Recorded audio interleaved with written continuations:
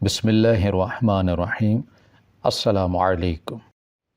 میری بہو کو اولاد کا بہت شوق تھا اور ابھی اس کی شادی کو ایک ہفتہ بھی نہیں ہوا تھا، اور اسی اثنا میں اسپتال کے چکر لگانا شروع کر دی اور مجھے باہر بٹھا کر خود کئی گھنٹوں بعد ڈاکٹر کے کمرے سے باہر نکلتی تو مجھے کہتی کہ میں جلدی حاملہ ہو جاؤں گی، تو میں بھی خوشی سے نہال ہو جاتی۔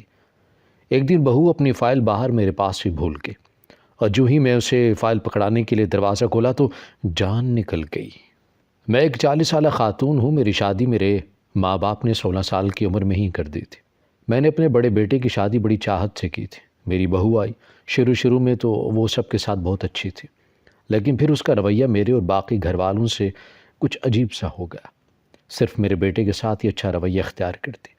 میں شروع میں اس کے رویے کی وجہ نہ سمجھ پائی، لیکن پھر میں نے اپنی رشتہ داریوں سے اس بات کو لے کر ان سے مشورہ کیا تو انہوں نے کہا کہ عام طور پر گھر کی بہو جب ایسا رویہ اختیار کرتی ہے تو اس کی ایک ہی وجہ ہو سکتی ہے، وہ اپنے شوہر کے ساتھ علیحدہ گھر میں رہنا چاہتی ہے۔ یہ سن کر میرے رونگٹے کھڑے ہو گئے۔ میری دنیا میں 2 ہی بیٹے تھے، اگر وہ بھی مجھ سے الگ ہو گئے تو میں کس کے سہارے جیوں گی؟ میں اپنے گھر آ گئی اور میں نے سوچا کہ میں اپنی بہو کو خوش رکھنے کی کوشش کروں گی تاکہ وہ اسی گھر میں رہنے کی ٹھان لے اور دوسرے گھر جانے کا ارادہ ترک کر دے۔ میں نے اس کی ہر خوشی کا خیال رکھنا شروع کر دیا۔ اس کی چھوٹی سے چھوٹی بات کو میں ماننے لگی، لیکن شاید میری قسمت ہی خراب تھی۔ اس کا رویہ میرے اور باقی گھر والوں کے ساتھ دن بدن بگڑتا چلا گیا، اور اس دن مجھ پر قیامت ٹوٹ پڑی جب میرے بیٹے کا بھی رویہ میرے ساتھ کچھ عجیب سا ہونے لگا۔ کچھ دنوں بعد میرے شوہر نے مجھے مشورہ دیا کہ میں دونوں کو الگ کر دوں، مگر میں کسی بھی طرح اس بات پر راضی نہیں تھی۔ آخرکار انہوں نے خود ہی میرے بیٹے کو الگ رہنے کا مشورہ دے دیا۔ میری بہو تو شاید اسی انتظار میں تھی، فوراً سے پہلے میرے بیٹے کو لے کر ہم سب سے علیحدہ ہو گئی۔ اب میرے پاس میرا چھوٹا بیٹا اور شوہر ہی تھے۔ مجھے میرے بیٹے کی یاد بہت زیادہ ستاتی۔ میں 2 دن بعد جا کر اسے مل لیتی، لیکن پھر شاید میرا بیٹا بھی روز ملنے ملانے سے اکتا گیا تھا۔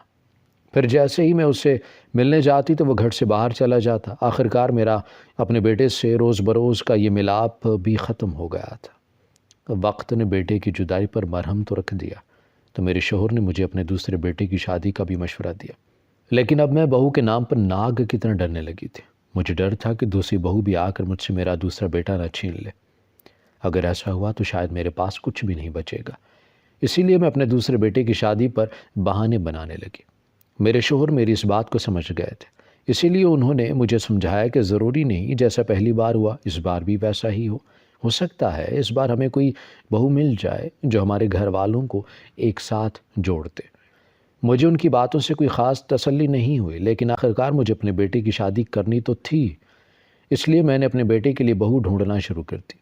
مگر اب میرا ارادہ یہ تھا، بہو بھلے امیر گھر کی نہ ہو لیکن وہ گھر کو جوڑ کر رکھنے والی ہو، جس کے دماغ میں بھی میرے گھر کو توڑنے کا خیال نہ آئے۔ بہت ڈھونڈا، بہت ہی ڈھونڈا، پھر آخرکار 1 سال کی محنت کے بعد مجھے اپنی پسند کی بہو مل ہی گئی۔ پھر میں نے اپنے بیٹے کی شادی کر دی، اور واقعاً بہو میری من پسند تھی، لیکن مجھے میری اس بہو میں ایک عجیب بات محسوس ہوئی۔ میری بہو کو اولاد کا بہت شوق تھا، اور ابھی اس کی شادی کو 2 ہفتے بھی نہ ہوئے تھے کہ اس نے اسپتال کے چکر لگانا شروع کر دیے، اور مجھے باہر بٹھا کر خود کئی گھنٹوں ڈاکٹر کے کمرے سے باہر نہ نکلتی، تو مجھے کہتی کہ میں جلد حاملہ بھی ہو جاؤں گی۔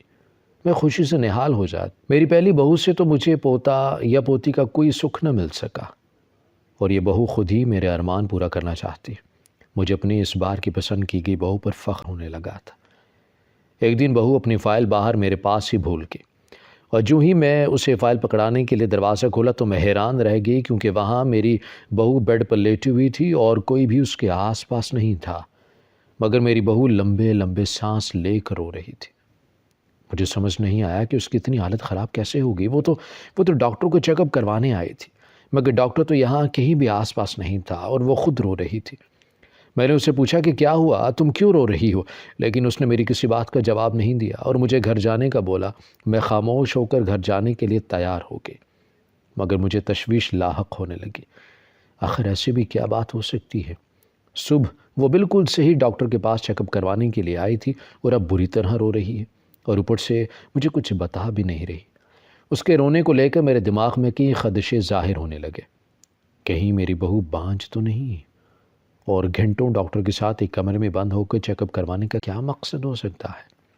اور وہ رو کیوں رہی تھی؟ آخر کمرے سے ڈاکٹر کہاں چلا گیا تھا؟ میرے پاس ایسے کتنے ہی سوال تھے مگر جواب ایک بھی نہیں تھا۔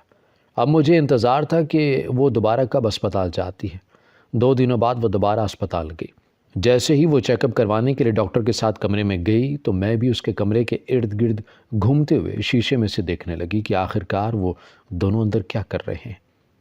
میرے بار بار چوری چوری اندر دیکھنے سے آس پاس کے لوگ مجھے حیرت سے دیکھ رہے تھے۔ پھر کمپاؤنڈر اندر آئی، اس نے مجھے دوبارہ اندر دیکھنے سے منع کر دیا۔ میں پریشان ہوگی کیونکہ آج بھی میں ان دونوں کا راز نہیں جان پاؤں گی۔ اب میں اس کمپاؤنڈر کو کیا بتاتی کہ مجھے اپنی بہو پر شک ہے؟ یہ تو اپنی عزت اپنے ہاتھ سے خراب کرنے جیسا ہوگا۔ میری بہو نے وہی کیا، چیک اپ کروانے کی غرض سے گئی اور کئی گھنٹوں بعد باہر آئی، لیکن فرق اتنا تھا کہ اس دن وہ رو رہی تھی اور آج وہ بالکل نارمل تھی، بلکہ آج تو وہ بہت خوش بھی لگ رہی تھی۔ میں نے شک بھری نظروں سے اس کی طرف دیکھا، لیکن وہ تو جیسے کسی اور ہی دنیا میں گم تھی۔ اگلے 3 دن تک اس نے دوبارہ اسپتال میں نہیں جانا تھا، تو میں نے گھر پر ہی اس پر نظر رکھنا شروع کر دی۔ اور جب میں نے گھر پر ہی نظر رکھنا شروع کی تو ایک عجیب و غریب بات مجھے معلوم ہوئی۔ ہمارے گھر کی لینڈ لائن پر کوئی اسے فون کرتا جس سے وہ کافی دیر تک آہستہ آواز میں بات کرتی۔ میرے لیے مسئلہ یہ تھا کہ ہمارے گھر پر ایک ہی لینڈ لائن تھی، ورنہ میں دوسری لائن سے اس کی ساری باتیں سنتی اور شاید تب مجھے اس کے بارے میں کچھ معلوم بھی ہو جاتا۔ پھر ایک بار وہ اپنے کمرے میں تھی اور لینڈ لائن پر دوبارہ اسی نمبر سے فون آنے لگا تو میں نے فون اٹھا کر کان سے لگایا، مگر شاید سامنے والا سمجھ گیا تھا کہ دوسری طرف میری بہو نہیں بلکہ کوئی اور ہے، اسی لیے اس نے فوراً فون رکھ دیا۔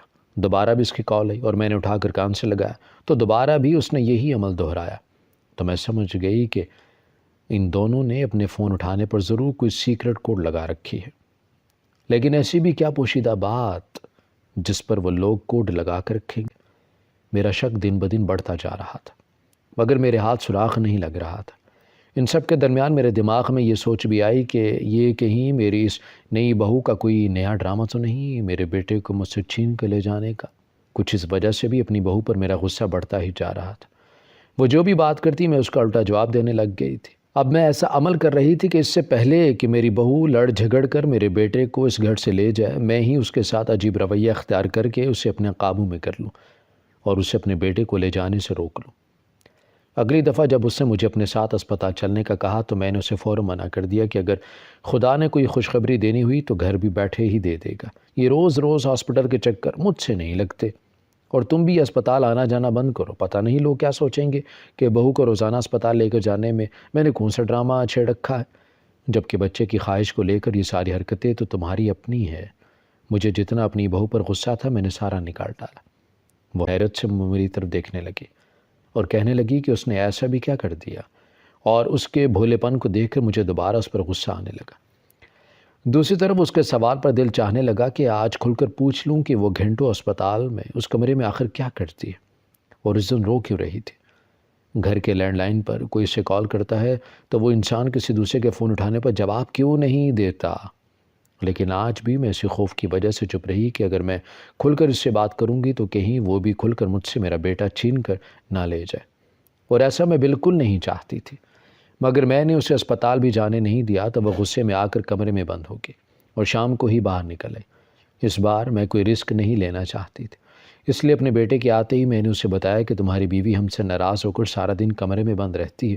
میرا بیٹا جو اپنی بھابھی کی حرکتیں دیکھ چکا تھا فوراً غصے میں آ گیا اور اسے اس معاملے کی پوچھ گچھ کرنے لگا تو وہ رونے لگی اور اس نے کہا کہ اسے کچھ دنوں سے اپنی طبیعت میں فرق محسوس ہو رہا ہے۔ آج اس نے مجھے ہاسپٹل چلنے کا بولا تو میں نے منع کر دیا۔ ایک دم بازی پلٹ گئی اور میرا بیٹا میری طرف دیکھنے لگا۔ اب میں کوئی جھوٹ بھی نہیں بول سکتی اور بنا کسی ثبوت کے اپنے بیٹے پر کوئی شک بھی ظاہر نہیں کر سکتی، اس لیے اپنی طبیعت خرابی کا بہانہ بنا کر خاموش ہو گئی۔ لیکن اب میں نے ارادہ کر لیا تھا کہ میں اپنی بہو کو ہاسپٹل جانے نہیں دوں گی، چاہے وہ کتنی بھی کوشش کر لے۔ آخرکار ایک دن خود ہی اس کا راز کھل جائے گا کہ وہ ہاسپٹل میں کس سے ملنے جاتی ہے۔ اور اب میں نے فون پر بھی نظر رکھنا شروع کر دی تھی۔ جیسے ہی میری بہو فون کے قریب جاتی میں اس سے پہلے فون کے قریب پہنچ جاتی تو وہ خاموشی سے دوبارہ واپس اپنے کمرے میں لوٹ جاتی۔ کئی بار کال آئی اور فون میں نے اٹھایا۔ ہر بار کی طرح فون کی دوسری طرف موجود انسان شاید سمجھ آتا تھا کہ فون کی دوسری طرف میری بہو نہیں بلکہ میں ہوں۔ اب مجھے اس کھیل میں مزہ آنے لگا تھا۔ مجھے یقین تھا کہ اب چند دن ہی باقی ہیں اس کا راز کھلنے میں۔ مگر چند دنوں بعد ہمارے گھر میں ایسا کچھ ہوا کہ میرے رونگٹے کھڑے ہو گئے۔ میری بہو اور بیٹا ایک صحت مند خوبصورت بچے کو لے کر ہنسی خوشی ہمارے گھر واپس آ گئے۔ خوشی کے مارے میرا پورا وجود کپ کپانے لگا۔ میں نے تو یہ امید ہی چھوڑ دی تھی کہ میرا پہلا بیٹا کبھی واپس میرے گھر لوٹ کر آئے گا، لیکن جو ناممکن تھا وہ آج نہ جانے کیسے ممکن ہو گیا تھا۔ اور میری بہو کے رویے سے بھی ایسا نہیں لگ رہا تھا کہ اس نے کبھی ہمارے ساتھ کوئی لڑائی جھگڑا کیا ہو۔ میں اس بات پر حیران رہ گئی تھی، مگر فی الحال میں اس بارے میں سوچنا نہیں چاہتی تھی، بلکہ خوش ہونا چاہتی تھی کہ میرا بیٹا گھر واپس آ گیا اور اپنے ساتھ ایک پوتا بھی لایا۔ اپنے بچوں کے بچے دیکھنے کا چاہ شاید ہی دنیا کی کسی ماں کے دل میں نہ ہو۔ مجھے ایسا لگ رہا تھا جیسے مجھے کسی نے پنکھ لگا دیے ہیں۔ میرا پوتا بہت زیادہ خوبصورت تھا۔ میں اس لیے ہر جگہ گھومتی اور میری بہو بھی کوئی سوال کھڑا نہیں کرتی۔ میری دوسری بہو کی طرف سے میرا دھیان پوری طرح ہٹ گیا تھا، لیکن مجھے بہت بعد میں محسوس ہوا کہ میری بہو نے اب اسپتال جانے کے لیے بھی منع کر دیا تھا۔ ایک دن میں اپنی بڑی بہو کے کمرے میں اپنا پوتا دینے کے لیے گئی تاکہ وہ اسے دودھ پلا دے، لیکن اندر سے آتی آواز نے مجھے وہیں رکنے پر مجبور کر دیا۔ مگر جو باتیں میرے کانوں میں گونجیں، ان باتوں کو سن کر میرے پاؤں لڑکھڑا گئے۔ میرا پورا وجود پسینے سے بھیگ گیا۔ مجھے سمجھ نہیں آئی آخر میں ان باتوں کے جواب پر کیا ریئیکٹ کروں۔ مجھے ایسا لگا جیسے میرے جسم سے جان نکل رہی ہو، میرے ہاتھ کپ کپا رہے تھے، ایسا لگ رہا تھا جیسے ابھی میرا پوتا میرے ہاتھ سے چھوٹ جائے گا۔ تبھی میرے بیٹے نے آ کر میرے ہاتھوں سے اپنے بیٹے کو لے لیا۔ میں نے حیرت سے اپنے بڑے بیٹے کی طرف دیکھا اور وہ میرا سفید پڑتا چہرہ دیکھ کر میری طبیعت کے بارے میں سوال کرنے لگا۔ اسے لگا شاید میری طبیعت خراب ہے، لیکن میں نے نفی میں سر ہلایا تو وہ مسکرا کر اندر چلا گیا۔ اگلی صبح جیسے ہی میرے دونوں بیٹے کام پر گئے تو میں نے اپنی دونوں بہوؤں کو اپنے کمرے میں بلا لیا، تو وہ دونوں خاموشی سے میرے کمرے میں آ گئے۔ ان دونوں کو دیکھ کر میرا غصہ عروج پر آ گیا۔ مجھے سمجھ نہیں آ رہا تھا کہ میں ان دونوں کے ساتھ کیسا سلوک کروں۔ مجھ سے میرا غصہ برداشت کرنا بہت مشکل ہوتا جا رہا تھا۔ میں نے ان سے کہا کہ آج مجھے فقط سچ سننا ہے، جس سچ سے میں اور باقی سب انجان ہیں، اور شاید میرے بیٹے بھی لا علم ہیں۔ تو میری بڑی بہو آگے آئی۔ اس نے کہا کہ اس میں آپ کی چھوٹی بہو کا کوئی قصور نہیں، جو قصور ہے وہ سارا قصور میرا ہے۔ جب ہماری شادی کو 8 مہینے ہو گئے تو آپ کے بیٹے نے کہا کہ اب ہمیں بچے کے بارے میں سوچنا چاہیے، کیونکہ شاید آپ کو پوتے کی بہت زیادہ خواہش تھی۔ میں نے بھی منع نہیں کیا، کیونکہ اولاد تو شاید دیر سویر سبھی ماں باپ کو چاہیے تو ہوتی ہے۔ اس سلسلے میں ہم نے ڈاکٹر سے ملنے گئے، لیکن وہاں جا کر جو بات ہمیں پتہ چلی اس کے بعد ہمیں سب کچھ سمجھ نہیں آیا۔ آپ کے بیٹے کو تو چپ سی لگ گئی تھی۔ انہیں سمجھ نہیں آ رہا تھا کہ وہ آپ کا سامنا کیسے کریں، بلکہ وہ تو میرا سامنا کرنے سے بھی کترا رہے تھے، کیونکہ وہ کبھی باپ نہیں بن سکتے تھے۔ یہ بات سن کر میرے پاؤں تلے سے زمین نکل گئی۔ میں نے حیرت سے اپنی بہو کی طرف دیکھا، وہ دوبارہ بولنے لگی۔ انہیں ذہنی ڈپریشن رہنے لگا تو میں نے ان سے کہا کہ وہ ایک الگ گھر لے لیں، کچھ دن گھر والوں سے دور رہیں گے تو کچھ اچھا سوچ سکیں گے۔ تو کچھ دن تک انہوں نے کوئی جواب نہیں دیا، پھر شاید انہیں میرا یہ مشورہ پسند آیا تو انہوں نے ایسا ہی کیا۔ اسی وجہ سے میں نے آپ سے برا برتاؤ شروع کر دیا تھا تاکہ آپ خود ہمیں الگ کرتے، اور آپ نے ایسا ہی کیا۔ جیسے ہی آپ لوگوں نے ہمیں الگ کیا تو ہم اب ایک الگ طرح پریشان رہنے لگے۔ انہیں ہمیشہ یہ پریشانی ہی لگی رہتی کہ کبھی نہ کبھی تو سب لوگوں کو یہ بات پتہ چل جائے گی کہ وہ کبھی باپ نہیں بن سکتے، اور جو مرد کبھی باپ نہیں بن سکتے ان کو معاشرہ کتنی غلط نگاہ سے دیکھتا ہے۔ ہم لوگ اسی مسئلے پر کوئی حل سوچ رہے تھے کہ میرے ایک دور پرے کے بھائی جو کہ ڈاکٹر تھے، انہوں نے ہمیں مشورہ دیا کہ ہم کسی یتیم بچے کو اڈاپٹ کر لیں، لیکن یہ اتنا آسان نہیں تھا، اور آپ کے بیٹے کو یہ فکر بھی لاحق تھی کہ آپ لوگ اس فیصلے کے لیے مانیں یا نہ مانیں۔ میں نے آپ لوگوں سے مشورہ لینے کے لیے ہی گھر کی لینڈ لائن پر فون کیا تو آپ کی بہو نے فون اٹھایا۔ کئی بار میں نے فون کیا تو ہر بار اسی نے فون اٹھایا۔ 2 3 4 بار اس سے بات کر کے مجھے ایسا لگا کہ وہ بہت اچھی اور مدد کرنے والی لڑکی ہے۔ ایک دن ہماری کافی دیر تک بات ہوئی تو میری اس سے دوستی ہو گئی۔ پھر میں نے سوچا کہ میں اس معاملے پر اسی سے مشورہ لے لیتی ہوں، اور جب میں نے اس سے بات کی تو اس نے مجھے یہی مشورہ دیا کہ میں کسی غیر بچے کو گود لینے کی بات آپ سے نہ کروں، کیونکہ آپ ایک ماں ہیں اور کوئی ساس یہ نہیں چاہتی کہ اس کے بیٹے کی اولاد کی بجائے وہ کسی اور کی اولاد کو پالے۔ اس لیے اس نے مجھے مشورہ دیا کہ ہم لوگ انتظار کریں اور کسی بچے کو چپ چاپ بنا کسی کی خبر کے گود لے لیں۔ مگر کسی یتیم بچے کو گود لینے کے لیے بھی مجھے کسی تیسرے فرد کی گواہی اور بہت سارے پرسنل ڈاکومنٹس کی ضرورت تھی، جو کہ آپ کی چھوٹی بہو کے علاوہ مجھے اور کوئی بھی نہیں لا کر دے سکتا۔ اسی لیے وہ گھر سے ڈاکومنٹ لے آئی اور کافی دنوں تک میرے ساتھ ڈاکٹر اور یتیم بچے کی حفاظت کو لے کر ڈاکٹرز کو گارنٹی بھی دی. تب کہیں جا کر ہمیں یہ بچہ گود ملا تھا اور آپ کا بیٹا بھی اس ساری کارروائی میں میرے ساتھ ہوتا. اس درمیان میں آپ کی لینڈ لائن پر فون بھی کرتی، لیکن جب آپ فون اٹھاتی تو میں آپ سے بات نہیں کرتی، اس لیے کہ کہیں آپ کو یہ شک نہ ہو جائے. ہم نے مل کر ہی یہی فیصلہ کیا تھا کہ جب تک ہم بچے کو گود لے کر گھر نہیں آ جاتے تب تک آپ پر یا گھر کے کسی بھی فرد پر ظاہر نہیں کریں گے یہ کچھ.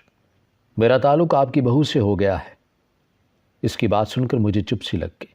واقعی کسی غیر کے بچے کو قبول کرنا اس کے لیے بہت مشکل ہے. پھر مجھے دھیان آیا کہ میری دوسری بہو نے بھی ان سب میں اس نے میری بڑی بہو کا ساتھ دیا تھا. میں نے اسے کہا کہ کیا تمہیں نہیں پتا تھا یہ سب سن کر میرا کیا حال ہوگا؟ تم تو مجھے اس سے بھی زیادہ اچھی طرح جانتی ہو، پھر تم نے کیسے اس کا ساتھ دے دیا؟ میری بات پر اس نے سر جھکا لیا اور کہنے لگی کہ ماں جی، میں نے یہ سب اسی لیے کیا کیونکہ میں ان کا درد سمجھتی ہوں. اس کی بات پر میں حیران ہو گئی. بھلا وہ اس کا درد کیسے سمجھ سکتی ہے؟ میں نے بولا تم اس کا درد کیسے سمجھ سکتی ہو؟ تو وہ مجھے اپنی زندگی کے بارے میں بتانے لگی، جسے سن کر میں بھی حیران رہ گئی. اس نے بتایا کہ وہ اپنے ماں باپ کی اکلوتی بیٹی ہے، لیکن اس کی بیٹی ہونے کا قرض اس کی ماں نے ساری زندگی چکایا کیونکہ میرے باپ کو ہمیشہ ایک بیٹا چاہیے تھا جو آگے جا کر ان کو کندھا دے سکے، لیکن میرے بعد میری ماں کسی اولاد کو جنم نہ دے سکے. اسی وجہ سے ان کا رویہ کبھی بھی میری ماں کے ساتھ اچھا نہیں رہا. کبھی کبھی تو بات گالی گلوچ تک بھی جا پہنچتی اور میرا باپ کئی دن گھر بھی نہیں آتا. چند سال بعد میرے باپ نے دوسری شادی بھی کر لی، جن کو میرے باپ نے ہمارے ساتھ نہیں بلکہ دوسرے شہر رکھا. اسی وجہ سے وہ ہمارے پاس اب بہت ہی کم آتے. میری شادی تھی، اسی وجہ سے وہ روز ہمارے ساتھ رہنے لگے تھے، ورنہ وہ ہمارے ساتھ نہیں رہتے. اور تم اس دن رو کیوں رہی تھی؟ مجھے اچانک دھیان آیا. اس دن میں آپ کی بڑی بہو سے اپنی بچپن کی زندگی کو شیئر کر کے رو پڑی تھی. دونوں کی آپ بیتی سن کر میں چپ رہ گئی اور ٹھنڈے دماغ سے کوئی صحیح فیصلہ کرنے کے بارے میں سوچا. اگلے دن میرے بیٹے نے اس لڑکے کو میری گود میں رکھ دیا جسے وہ اپنا بیٹا بنا کر لائے تھے. میں نے اس کے چہرے کی طرف دیکھا تو وہ بہت زیادہ معصوم اور خوبصورت تھا. یقیناً وہ کسی اچھے خاندان کا لڑکا تھا، لیکن نہ جانے کیسے یتیم خانے میں آ گیا. اگر اس کے ماں باپ مر گئے تھے تو اس کا تو کوئی قصور نہیں تھا. اسے بھی تو ماں باپ کی ضرورت ہے. اس وقت ایک دم میرا دل پسیج گیا اور میں نے فیصلہ کر لیا کہ میں اس لڑکے کو ہی اپنا پوتا سمجھوں گی اور آج کے بعد یہ بات کسی سے نہیں کہوں گی. میرے بیٹے، اس لڑکے اور میری بہو کے سارے راز میرے سینے میں دفن رہیں گے اور میری موت کے ساتھ ہی میرے ساتھ ہی چلے جائیں گے. ہماری ویڈیو اگر آپ کو پسند آئی ہے تو ضرور لائک کیجیے. اپنی رائے دینا چاہیں تو کمنٹس کیجیے. اچھی لگے تو شیئر کیجیے. اس کے ساتھ ساتھ اگر آپ نے ہمارا چینل سبسکرائب نہیں کیا تو ضرور کیجیے اور بیل آئیکن پر لازمی کلک کیجیے تاکہ ہماری ہر آنے والی ویڈیو آپ تک بر وقت پہنچ سکے.